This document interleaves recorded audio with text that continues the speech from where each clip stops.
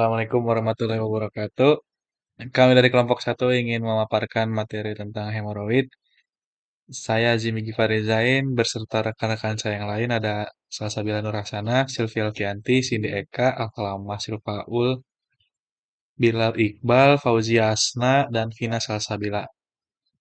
Yang pertama akan dipaparkan oleh rekan saya, Vina Salsabila. Baik, selanjutnya ada pengertian dari penyakit hemoroid merupakan gangguan anorektal yang sering ditemukan. Hemoroid adalah pelebaran dan inflamasi dari plexus arteri vena di saluran anus yang berfungsi sebagai katup untuk mencegah inkontinensia flatus dan cairan. Nah, si hemoroid itu pembekakan atau peradangan pada pembuluh darah di sekitar anus. Nah, biasanya si hemoroid ini dikenalnya itu sebagai penyakit wasir atau ambeien. Pada RSUP Dr. M. Jamil Padang, angka kejadian hemoroid mencapai 244 kasus pada tahun 2011. Sedangkan pada periode 2015 hingga 2016, didapatkan bahwa kejadian hemoroid terjadi peningkatan, yaitu dari 75 orang sampai 109 orang pasien. Dengan adanya prevalensi yang cukup tinggi tersebut, dibutuhkannya cara diagnosis yang tepat serta penata laksanaan dari kasus hemoroid. Berdasarkan data dari Riset Kesehatan Dasar atau Riskesdas oleh Kemenkes tahun 2018, prevalensi wasir di Indonesia sekitar 6,1%. Namun, hanya 1,2% yang terdiagnosa. Kejadiannya wasir cenderung meningkat seiring dengan bertambahnya usia seseorang, yang mana usia puncaknya adalah umur 45 sampai 65 tahun. Lokasinya, hemoroid dibagi menjadi dua. Yang pertama itu hemoroid eksterna, adanya pelebaran vena subkutan di bawah atau di luar linea dentata, adanya varises pada plexus hemorrhoidalis inferior di bawah linea dentate, dan tertutup oleh kulit. Hemoroid eksterna ini diklasifikasikan menjadi akut dan kronik. Yang pertama itu yang akut, pembengkakan bulat kebiruan pada tepi anus dan yang sebenarnya merupakan hematoma. Walaupun disebut hemoroid trombosis eksterna akut, tipe hemoroid ini sangat nyeri dan gatal karena ujung-ujung saraf pada kulit merupakan reseptor nyeri. Yang kedua itu ada kronik, berupa satu atau lebih lipatan kulit anus yang terdiri dari jaringan dan sedikit pembuluh darah.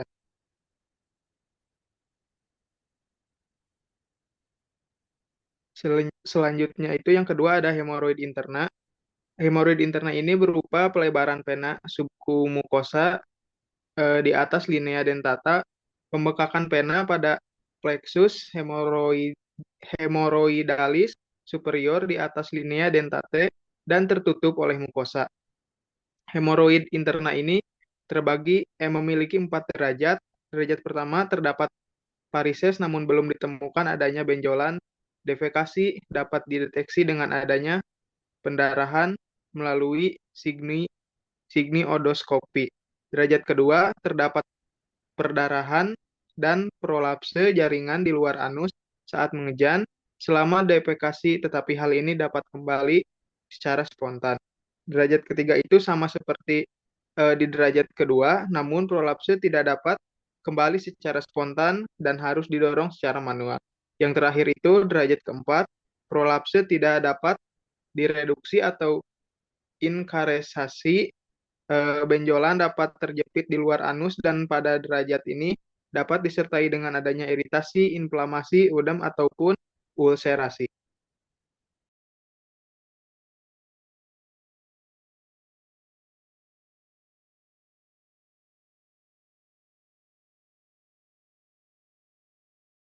Selanjutnya ke etiologi hemoroid. Yang pertama itu ada konstipasi, feses yang keras, dan peningkatan tekanan intraabdominal dapat menyebabkan obstruksi venous rectum dan menyebabkan pembekakan pada plexus hemoroid. Jadi, feses yang keras dan peningkatan tekanan dalam perut dapat menyebabkan sumbatan pada pembuluh darah di sekitar anus yang memicu pembekakan dan peradangan yang bisa dikenal itu sebagai hemoroid. Nah, di mana yang feses yang keras membuat perlu pengejanan yang lebih kuat saat buang air besar dan tekanan yang berlebihan ini meningkatkan resiko terjadinya hemoroid. Selanjutnya ada mengejan terlalu lama. Pada saat mengejan terlalu lama, saat buang air besar dapat memicu perkembangan dari gejala hemoroid, seperti keluarnya darah atau munculnya benjolan saat buang air besar.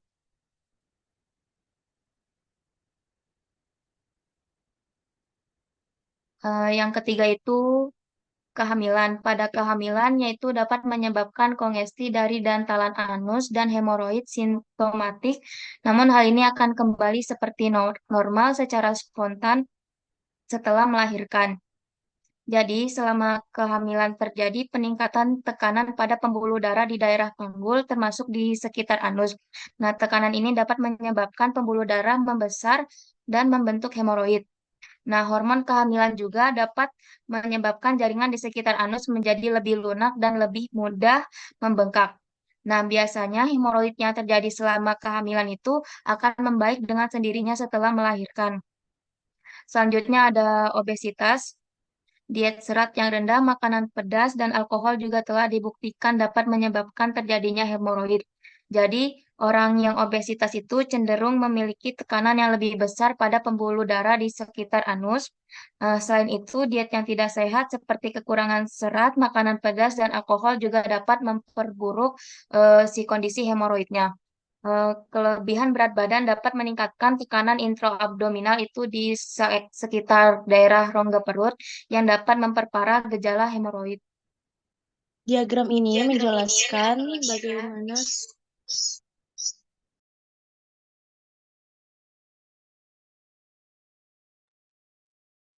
bagaimana obstruksi penyumbatan pada pembuluh darah bisa menyebabkan terjadinya hemoroid.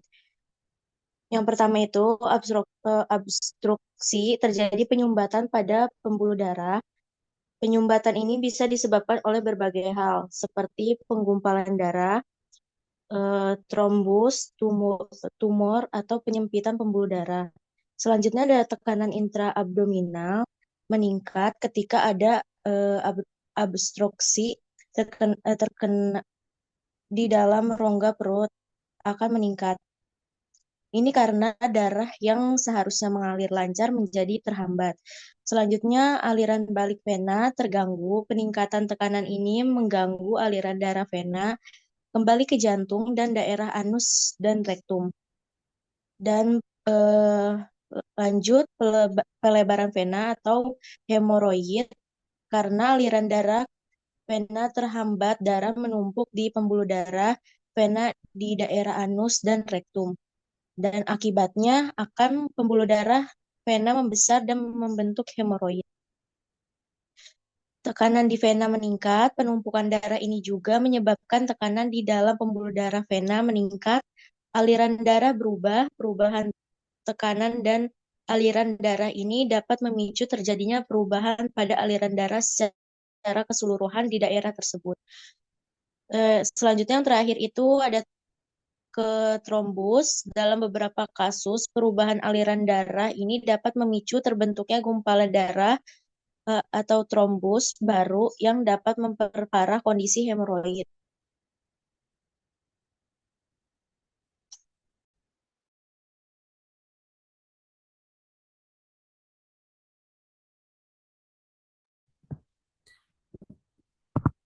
Selanjutnya di sini ada faktor resiko. Yang pertama itu ada usia, yang mana lebih dari 45 tahun akan mulai terjadi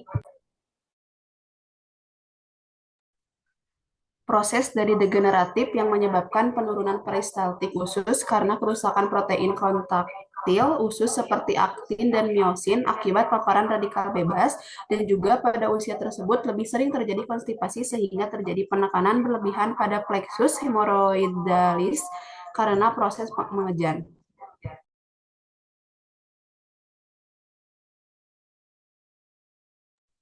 Kemudian yang kedua itu ada jenis kelamin, di mana laki-laki dan perempuan itu memiliki faktor resiko yang sama terkena hemoroid pada berbagai usia.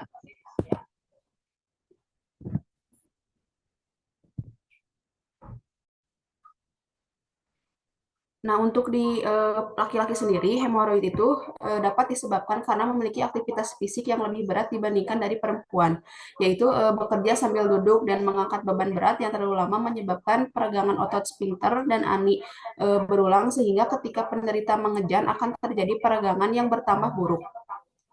Kemudian untuk di perempuan, hemoroid itu bisa terjadi karena pengaruh hormon progesteron yang akan menghambat kontraksi pada saluran pencernaan, sehingga absorpsi air pada feses meningkat dan menyebabkan konstipasi.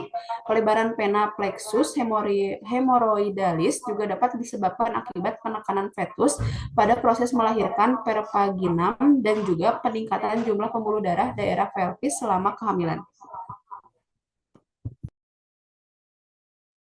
Selanjutnya ada manifestasi klinis, di mana manifestasi klinis hemoroid itu yang pertama ada gangguan anus seperti nyeri, konstipasi, dan pendarahan. Yang kedua pembengkakan di anus yang menetap di hemoroid eksterna tetapi tidak mengalami prolas mukosa di hemoroid interna.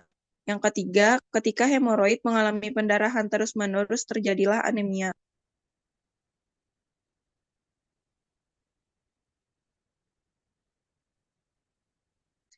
Kemudian yang keempat, terjadi pengumpalan darah saat bergerak dapat menyebabkan kontaminasi dan rasa nyeri.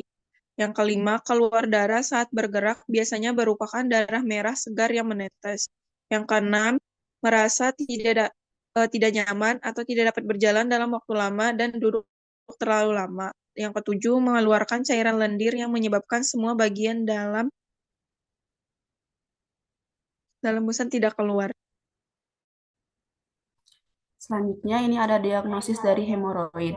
Yang pertama itu anamnesis, yang mana itu tuh diperlukan untuk tahu riwayat seperti riwayat mengejan saat buang air besar, terus apakah pasien itu tuh merasa sakit atau keluar perdarahan saat buang air besar, terus apakah sering merasa gatal pada anus, bengkak pada anus, dan juga bagaimana kronologi dari keluhan tersebut.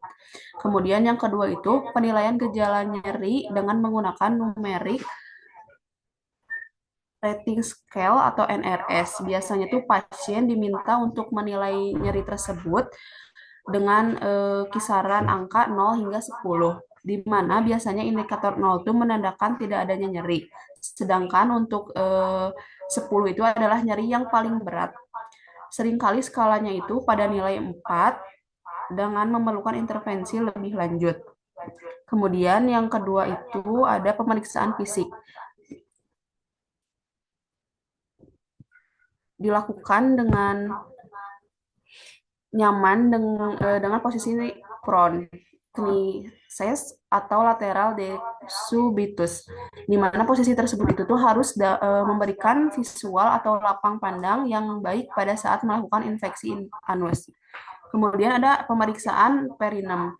Pemeriksaan ini tuh suatu prosedur medis yang dilakukan untuk menilai area perinem. Area perinem sendiri itu area antara vulva dan anus pada wanita, dan juga pemeriksaan ini itu sangat penting untuk mendiagnosis dari ruptur perinem. Kemudian yang selanjutnya ada pemeriksaan rektal atau rectal toucher. Kemudian ada anoskopi juga, di mana anoskop ini tuh dimasukkan dan diputar untuk mengamati keempat kuadran. Gambaran visualisasi pada anoskopi pada hemoroid interna itu menunjukkan adanya dilatasi vena berwarna biru keunguan, dan jika terjadi prolaps, itu tuh vena tampak mengkilat merah muda gelap menyerupai masa nyeri tekan pada tepi anus. Sedangkan hemoroid eksternal tampak kurang merah muda, dan jika terkena trombosis, konsistensi akan sangat lunak dengan warna yang lebih keunguan.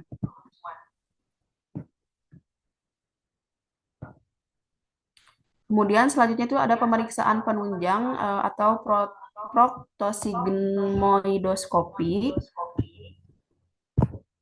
yaitu suatu tindakan yang dilakukan untuk memastikan bahwa keluhan tersebut bukan disebabkan oleh proses radang atau keganasan di tingkat yang lebih tinggi. Baik, selanjutnya di sini ada algoritma dari hemorrhoids, di mana di sini tuh ada sebuah gejalanya terlebih dahulu, dilanjut dengan diagnosa, lalu ada terapi yang dilakukan. Yang pertama itu adanya gejala symptoms of hemorrhoids, di mana example-nya itu ada bright red bleeding sama uh, pruritus,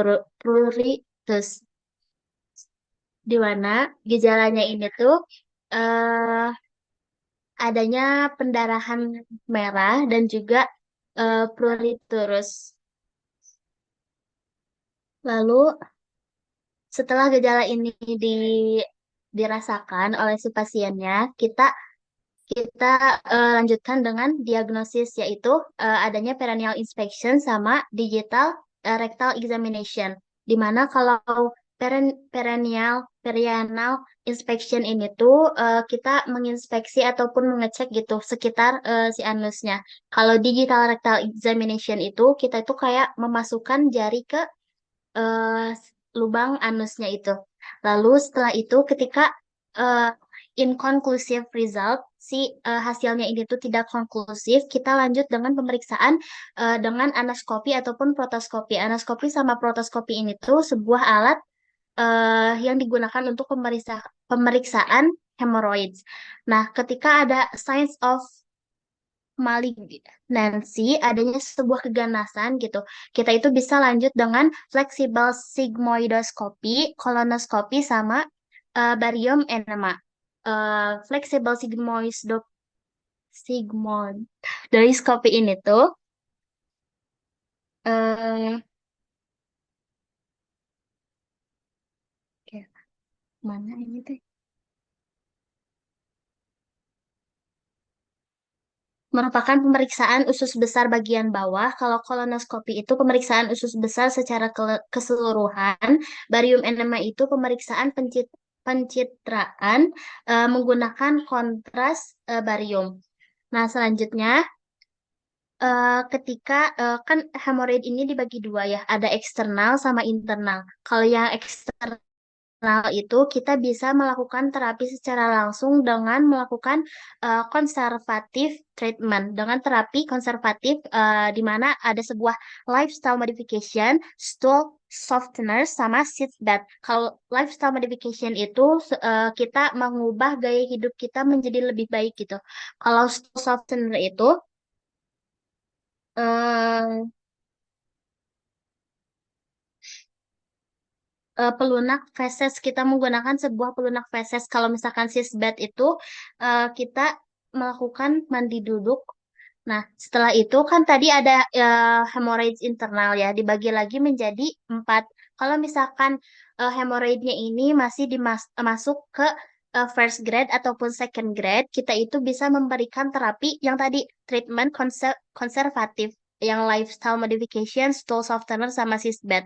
Tapi kalau misalkan terapi yang di awal ini tuh tidak memberikan efek, kita bisa lanjut ke non surgical outpatient procedures. Kita bisa melanjutkan ke itu, di mana ada rubber band ligation, terus sclerotherapy, and then apa itu? In infrared coagulation gitu. Nah, selanjutnya, kalau misalkan pasiennya ini tuh mengalami hemoroid di third grade, itu juga sama, kita bisa memberikan terapi di non-surgical outpatient apa, procedures, di mana kita memberikan ligasi pita karet dan juga skleroterapi dan juga koagulasi inframerah. Setelah itu, ketika pasien itu masuk ke fourth grade, kita memberikan surgical treatment. Surgical treatment ini tuh merupakan bedah, bedah, terapi bedah. Adanya arterial ligation, hemoroidectomy, and hemoroidopexy. Seperti itu untuk algoritma.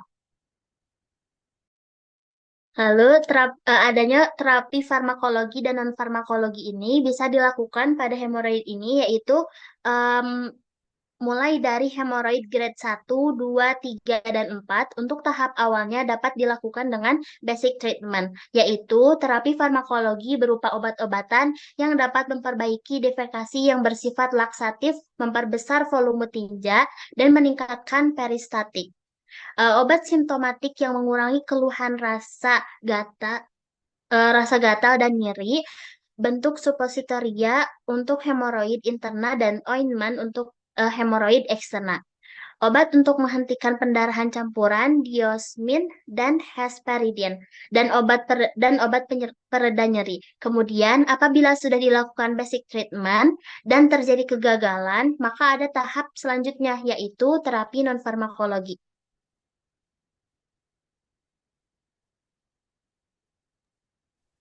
Selanjutnya di sini ada terapi farmakologi lini pertamanya atau konservatif. Jadi yang sudah disampaikan teman saya tadi, yang pertama itu ada modifikasi gaya hidup seperti mengkonsumsi serat, menghindari mengejan, dan olahraga secara teratur. Yang kedua itu ada terapi obat, bisa menggunakan laktosa. Untuk mekanisme kerjanya itu mengalirkan cairan ke usus sehingga membuat tinja menjadi lebih lunak. Untuk dosis anaknya itu 1,5 sampai 3 mili per kilogram berat badan per hari dapat dibagi menjadi 2 dosis. Dosis maksimalnya 60 mili per hari. Untuk dewasanya itu 15 sampai 30 mili atau 10 sampai 20 gram per hari. Dosis dapat ditingkatkan menjadi 45 mili atau 40 gram per hari sesuai respon. Untuk efek sampingnya itu gangguan pencernaan.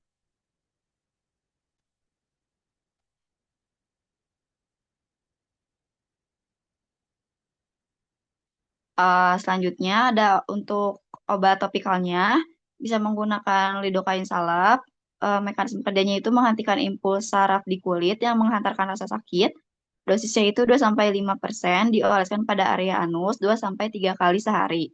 Untuk efek sampingnya itu iritasi kulit, reaksi alergi, dan dermatitis kontak. Itu untuk nyeri akut. Yang kedua itu ada hidrokortison salep. Mekanisme kerjanya itu mengurangi peradangan dengan cara menurunkan mediator inflamasi serta menurunkan permeabilitas kapiler. Dosisnya itu 0,5 sampai 1%, dioleskan tipis 2-3 kali sehari. Untuk efek sampingnya itu atrofi kulit, lesi, dermatitis perioval, gatal, perubahan pigmentasi. Untuk hidrokortison ini jika ada gatal dan inflamasi.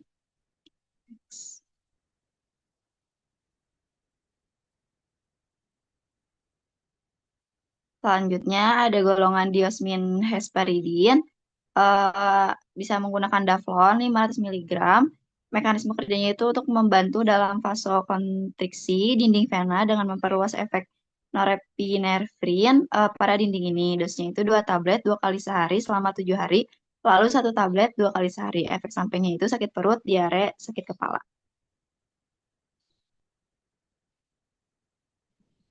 Selanjutnya ini itu untuk derajat 2 sampai 3 dilakukan ligasi pita karet atau rubber band ligation pada hemoroid besar dan mengalami prolaps dapat ditangani dengan ligasi gelang karet dengan bantuan anuskop.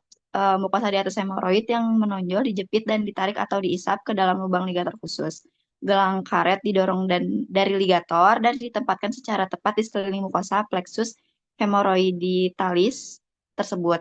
Yang kedua itu ada skleroterapi. Ini itu merupakan penyuntikan larutan kimia yang merangsang, bisa menggunakan 5% fenol dalam minyak nabati. Penyuntikan diberikan ke submukosa di dalam jaringan areolar yang longgar di bawah hemoroid internal dengan tujuan menimbulkan peradangan steril yang kemudian menjadi fibrotik dan meninggalkan jaringan parut. Selanjutnya ada operasi atau bedah hemoroidektomi. Indikasinya itu untuk hemoroid derajat 4, hemoroid besar yang menyebabkan trombosis atau pendarahan hebat, gagal terapi konservasif dan minimal invasif. Tekniknya itu hemoroidektomi konvensional atau dengan stapler.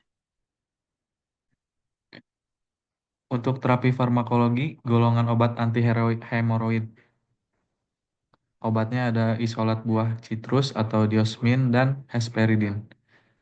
Mekanisme kerjanya memperbaiki tegangan pembuluh darah vena, menghambat reaksi peradangan, dan mengurangi permeabilitas kapiler. Selain itu, berpotensi menghambat prostaglandin dan dapat mengurangi rasa nyeri pada hemoroid. Dosis yang diberikan biasanya untuk orang dewasa hemoroid akut 3 kali sehari, 3 kali 1 selama 4 hari, kemudian 2 kali 1 selama 3 hari.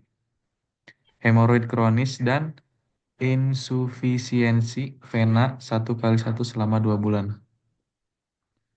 Selanjutnya ada kombinasi lithospermi radix extracem dibucain, diphenhydramine, cetrimid, aethylis, aminobenzos.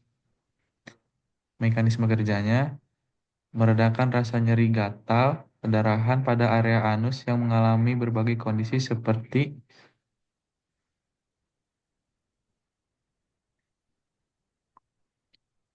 hemoroid interna dan eksterna yang disertai pendarahan atau tidak, prolaps anal, periproklitis, dan fisura ani. Dosis yang diberikan dimasukkan ke dalam dubur, dosis 2 kali 1. Untuk kondisi yang lebih parah dapat ditingkatkan menjadi 1 kali sebelum tidur.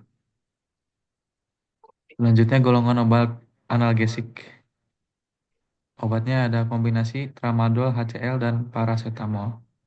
Mekanisme kerjanya mengubah cara kerja otak dalam merespon rasa sakit, dan kandungan tramadol bekerja seperti endorfin yang merupakan reseptor pereda rasa sakit.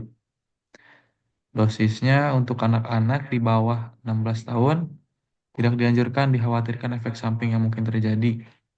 Dewasa di atas 16 tahun 1-2 tablet diminum setiap 4-6 jam sekali, dan dosis maksimumnya adalah 8 tablet sehari.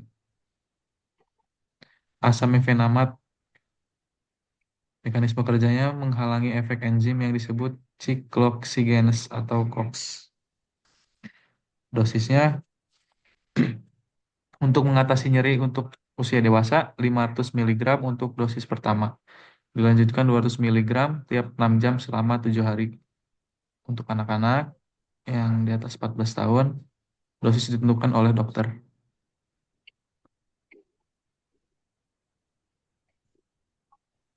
Selanjutnya ada ibuprofen. Mekanisme kerjanya menghambat tubuh untuk memproduksi prostaglandin yang dapat menyebabkan rasa nyeri atau peradangan. Dosisnya untuk nyeri ringan sampai sedang dewasa diberikan oral 200-400 mg setiap 4-6 jam sesuai kebutuhan. Selanjutnya ada kombinasi kodein dan paracetamol. Mekanisme kerja dari kodein itu menghambat transmisi sinyal nyeri di sumsum tulang belakang dan mengubah persepsi nyeri di otak, sehingga sakit terasa lebih ringan atau tidak terasa. Untuk paracetamol bekerja di sistem saraf pusat, terutama dengan menghambat enzim COX, khususnya isoform COX-3 di otak, dan ini mengurangi produksi prostaglandin, senyawa memicu nyeri dan demam.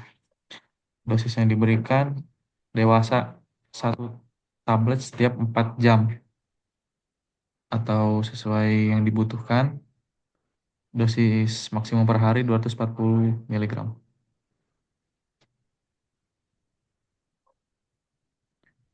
Selanjutnya ada golongan laksatif. Obatnya ada bisakodil. Mekanisme kerjanya meningkatkan pergerakan usus serta membantu pengeluaran feses. Dosis yang diberikan pada malam hari sebanyak 1 tablet. Untuk sediaan suppositoria untuk dewasa adalah 1 kapsul atau 10 mg dalam 1 hari. Selanjutnya ada golongan antibiotik. Obatnya ada gentamisin sulfat. Mekanisme kerjanya mengikat secara reversibel terhadap subunit 30S dari ribosom bakteri sehingga menghambat sintesa protein yang pada akhirnya menghambat pertumbuhan bakteri tersebut. Dosisnya dioleskan 3-4 kali sehari. Selanjutnya ada bacitracin. Mekanisme kerjanya menghambat pembentukan dinding sel bakteri. Dosisnya untuk dewasa maupun anak-anak adalah 1-3 kali sehari dengan cara dioles tipis pada area yang terluka. Baik, selain ada di golongan lainnya. Yang pertama itu ada obat dari kombinasi chlordiazepam dan clidium bromide, di mana mekanisme itu memperlambat gerakan alami usus dan dengan merelaksasi otot-otot di lambung dan juga usus. Dosisnya ini untuk dosis dewasa 1 sampai 2 tablet 3 sampai 4 kali sehari. Min- diminum sebelum makan dan menjelang tidur. Selanjutnya ada obat carbazokrom sodium sulfonat, di mana mekanisme kerjanya itu memicu terjadinya agresi dan adesi platelet di dalam darah membentuk steker trombosit. Dosisnya ini diberikan secara oral 3 kali sehari 10 sampai 30 mg. Dosis lazim hariannya ini untuk pasien dewasa itu 30 sampai 90 mg per hari. Selanjutnya ada obat kanastriata, di mana mekanisme kerjanya itu albumin mempercepat penyembuhan dengan meningkatkan suplai oksigen dan juga nutrisi ke jaringan luka dan mengurangi peradangan dan memperbaiki jaringan yang rusak. Dosisnya itu diminum 2 sampai 4 kapsul 3 kali sehari sesudah makan. Selanjutnya yaitu terapi non-farmakologi, itu mengkonsumsi makanan berserat seperti buah-buahan, sayuran, dan sereal. Selanjutnya ada minum air putih yang cukup, tidak mengejan terlalu keras saat buang air besar, tidak menunda buang air besar, menghindari duduk terlalu lama, berolahraga secara rutin, memperbaiki cara buang air besar dengan posisi jongkok atau squat. Selanjutnya untuk outcome terapi hemoroid bertujuan untuk mengurangi gejala dan mencegah komplikasi lebih lanjut. Pilihan terapinya bergantung pada tingkat keparahan hemoroid. Hemoroid ringan dapat dikelola dengan perubahan gaya hidup seperti meningkatkan asupan serat, menjaga hidrasi, dan dan menghindari mengejan berlebihan. Jika gejala tidak membaik, tindakan non-invasif seperti ligasi dengan karet gelang, skleroterapi, atau koagulasi inframerah dapat dilakukan. Untuk hemoroid berat atau yang tidak merespon terapi konservatif, tindakan berat seperti hemoroidektomi atau tablet hemoroidopeksi mungkin diperlukan. Hasil terapi biasanya baik, terutama jika pasien mengikuti saran medis dan mencegah faktor risiko yang memperburuk kondisi.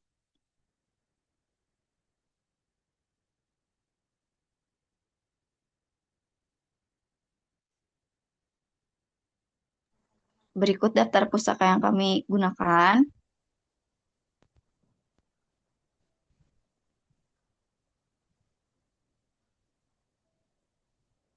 Sekian dari kelompok kami, semoga bermanfaat untuk semuanya. Terima kasih. Wassalamualaikum warahmatullahi wabarakatuh.